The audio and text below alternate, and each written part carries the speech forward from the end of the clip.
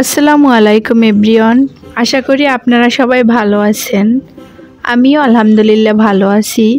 আজকে আপনাদের জন্য নিয়ে আসলাম সিম্পল বাট মজাদার একটি রেসিপি, ডাঁটা শাক ভাজি। তো চলুন দেখে আসি। আমি এখানে একাটি ডাঁটা শাক নিয়েছি।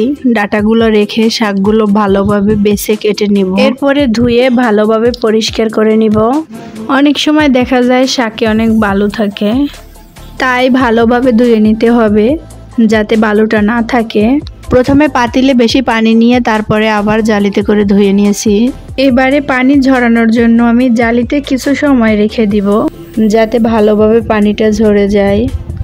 কুচানো ঝামেলা ছাড়াই দেখুন শাকটা কত বড় বড় করে আমি কাটছি। এখন আমি এইভাবেই ভাজি করব।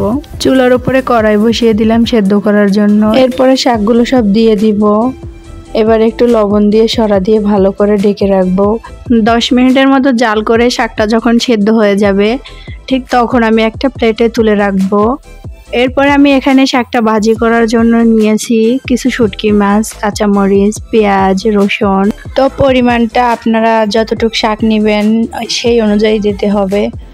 আমি আমার শাকের অনুযায়ী দিলাম, তো দেখে নিলেন। এবারে আমি কড়াইতে তেল নিয়েছি।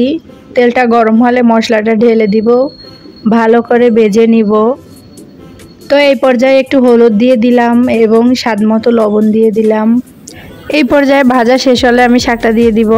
দেওয়ার পরে ভালো করে উল্টিয়ে নেড়ে চেড়ে সরা দিয়ে 5 মিনিটের জন্য ঢেকে রাখবো যাতে মশলাটা ভালোভাবে শাকের সাথে মিশে যায়। 5 মিনিট পরে আবার শাকটা ভালো করে উল্টিয়ে পাল্টিয়ে ভেজে নিতে হবে। ফাইনালি আমার শাকটা ভাজা শেষ। তো দেখুন কতটা মজাদার এবং লোভনীয় হয়েছে। চাইলে আপনারাও সিম্পলের মধ্যে এরকমের মজাদার শাক ভাজি করে খেতে পারেন। তো আজকের ভিডিও এই পর্যন্ত। সবাই ভালো থাকবেন, সুস্থ থাকবেন। আল্লাহ হাফেজ। আর হ্যাঁ, নতুন নতুন ভিডিও পেতে অবশ্যই চ্যানেলটি লাইক, কমেন্ট, সাবস্ক্রাইব করে পাশে থাকবেন। বাই।